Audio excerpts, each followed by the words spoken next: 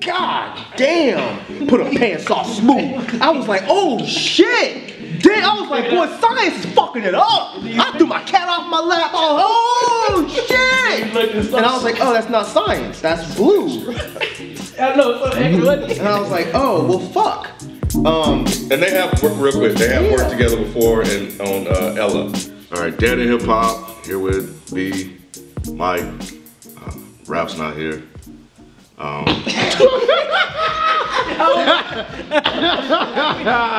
bumping in the whip today. But yeah, so you know, I think the thing about this album, because it took me a minute to really be like, man, this is good and I actually like this. But one of the things that he said on the very last track is kind of what summed up the album. And I heard it this morning. It's funny how music works sometimes. But he said that sometimes independent artists get that conscious tip, but you know, he said something else. But it's like, when you think about independent artists, you always think that they're conscious, and you listen to Science music, it's not that at all. It's real jazzy, kind of neo-soulish, very laid back and smooth, which is stuff that I like. Yeah. You know what I'm saying? And that, from When Skies Fall and Ella, which was very jazzy and smooth, one of his... Bring Back Ella. Yeah, Bring Back Ella. Damn, I forgot about that one. Shit.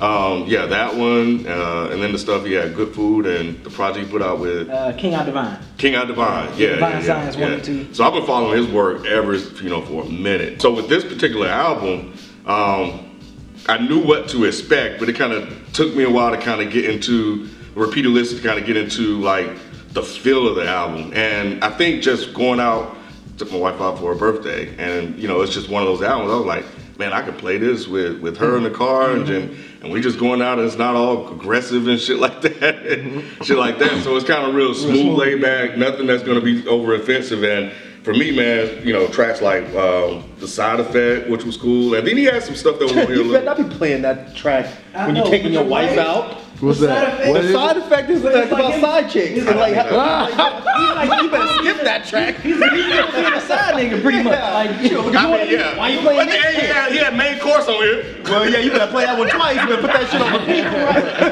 What I like about it, man, you know, it definitely has a good vibe, a good feel to it. I like the pacing of it. I like the way the songs were balanced from, you know, Black Space Dream, which was something I didn't really expect to hear from him. And the first time I heard it, it kind of, you know, threw me off a little bit. And then, to you too? Yeah, Jim Manel's Dream was another one that was kind of like an instrumental interlude with her. But overall, just the more I played it, the more certain songs and beats started to kind of stick out to me, and the more and more I started to really, really enjoy this. And I was playing it last night, and I was like, man, this is just really one of those good albums that, as an adult with kids and wife and all the other stuff, this is something that I can play around the house and feel comfortable playing it around the house. Well, like people would say, grown man music. Grown man music. And if you really think about that, right, and we've talked about this in other videos about, man, this is really like a grown man album. Like, you know, I'm 40 and I'm at a point now where I can't listen to everything around the house around my kids. So I need stuff that I can play. Yeah. so that's what I liked about this particular album, man. And I thought that whatever what he did fit and worked for me. So I really ended up enjoying this album a lot more than the first time I put it on. So what you think about the album cover? Him like playing on Oh, the Drake. Yeah, you know what, I saw it, but I didn't peep it until you said something about it. So, you know, I don't know. You didn't notice it was a Drake thing?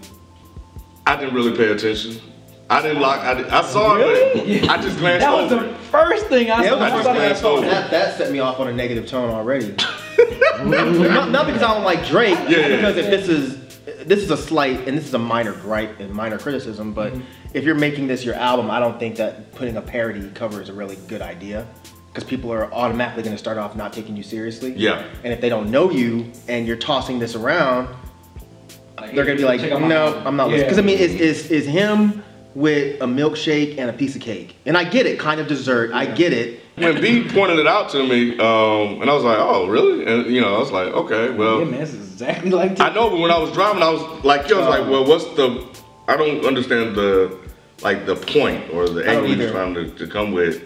Because the content didn't really seem like it was playing on that. Yeah, I thought it was gonna still kind of draw off the him still talking about women because good food, which was kind of like, I guess this is like a sequel or play off of that last album, Good Food. Okay, I'm thinking it was gonna be like specifically about a woman, but it was just pretty much him just talking about different situations, dealing with women and dealing with different relationships and all that stuff. So I was like, okay, cool. Of course, I looked at the production lineup. I was like, damn. Like a lot of my favorite joints was produced by folks who I'm already a fan of, like he produced it. Yeah, Black Spade. I thought how with Robert Bangful, I thought that was an interesting take. How a song about strippers, like how him being interested in the stripper, how him always giving her money and all that stuff, and that's produced by Drugs Beats. Shout out to Drugs Beats. And the first joint with that Tevin Campbell sample. Man, Jansport J. It set it off. It set this shit off right. Jansport J. He set it off right with that joint, man. I was like, yes. Just like you, the first couple listens, I was like, oh, okay, yeah, this is cool. This is cool to vibe to. But like the more I like dove into it, I was like, okay, I like the joint with Blue, Water and Wine. I thought that was dope. I didn't expect to see that collab with them two. I thought that was a dope touch. The Black Spade Dreams and the two singing interludes. At first, I was like, man, this kind of.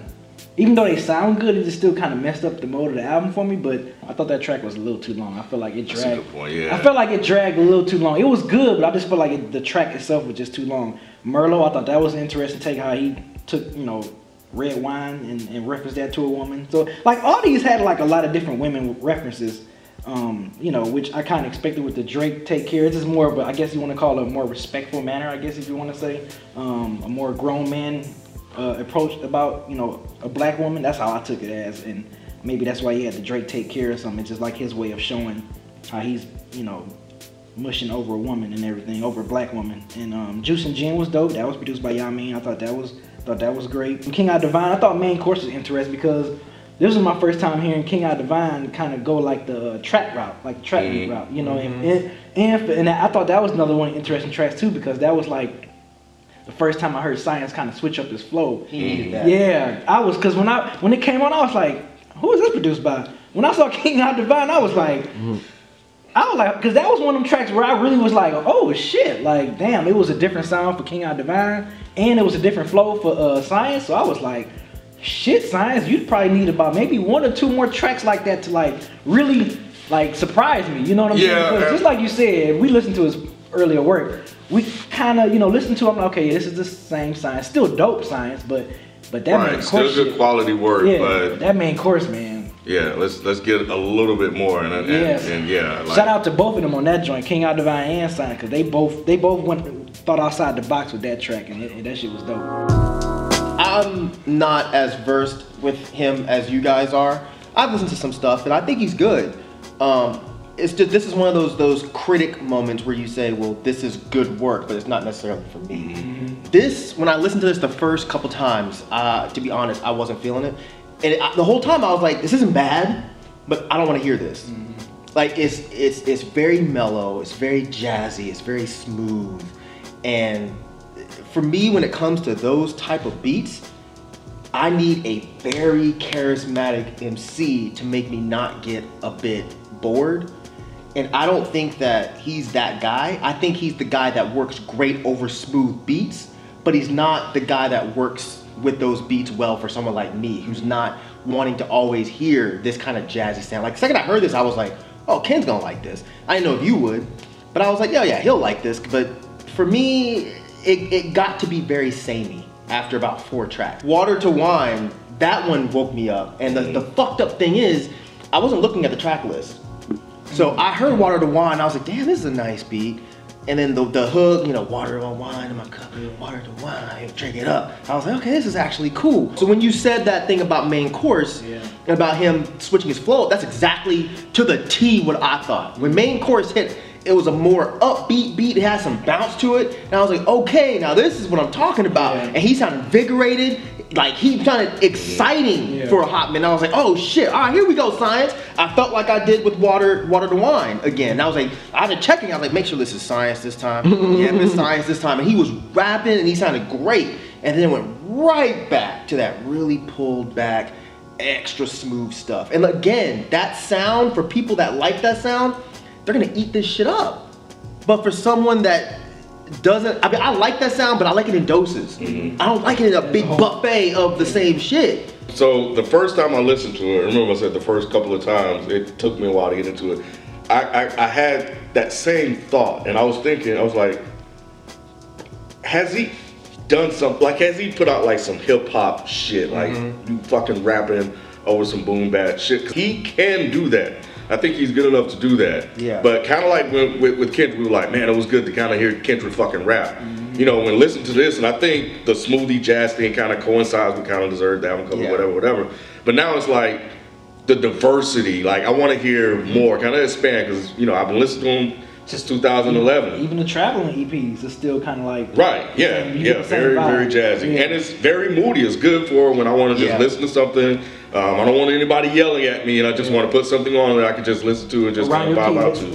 Right, and that's good. But I know he has songs like that, but when it comes to putting an album, I do want to hear like more rapping, more up-tempo stuff. Because it makes it hard to like pull out a favorite track. Because a lot of them sound the same. A lot of the beats are very samey, and the content is all about the same shit. So it's like, how do you even say, oh, well, Merlot is my favorite track? Well, how do you even say that if it sounds a lot like the other one? You know what I mean? Like, it's just weird, but... Well, this is the overall theme of the album.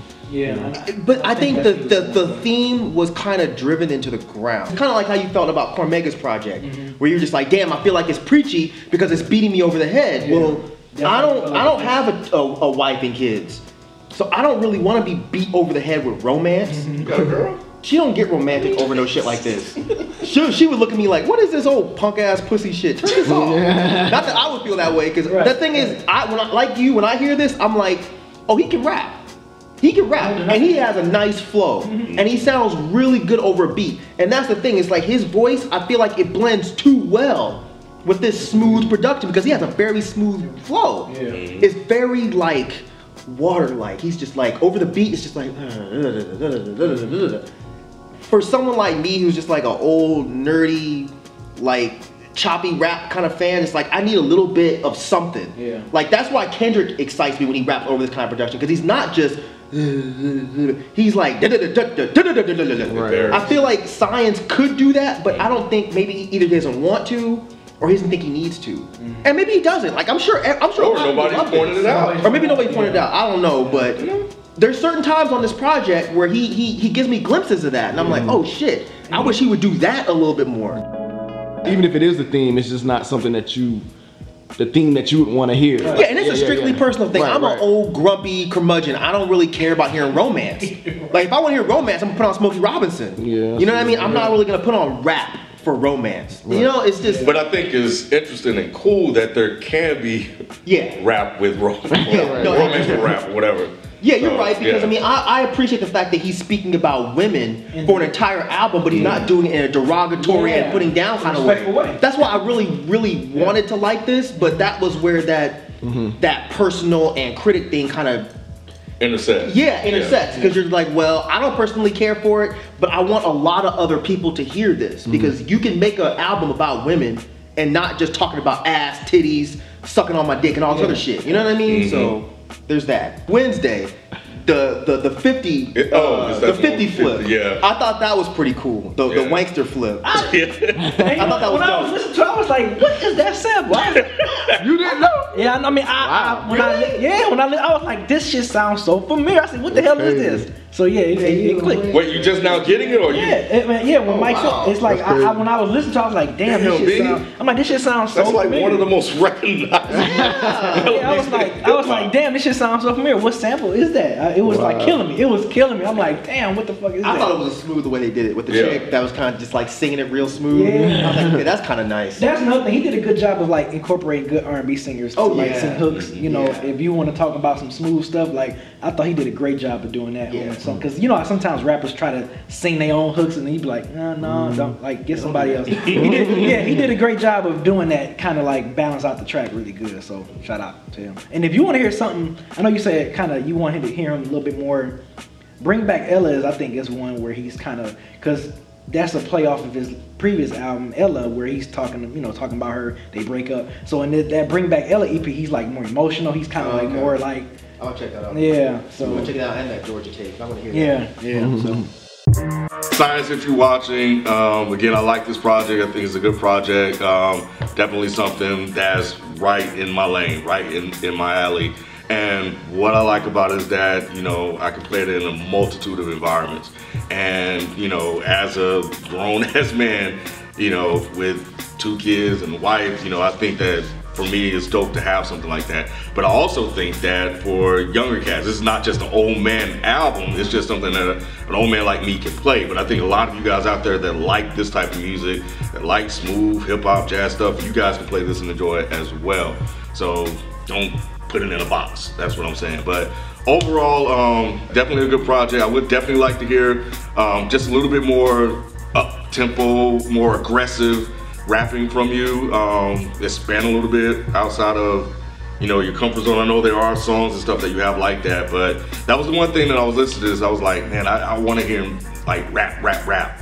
So, but man, just keep doing your thing, man. And you know, like I said, I've been a fan for a minute.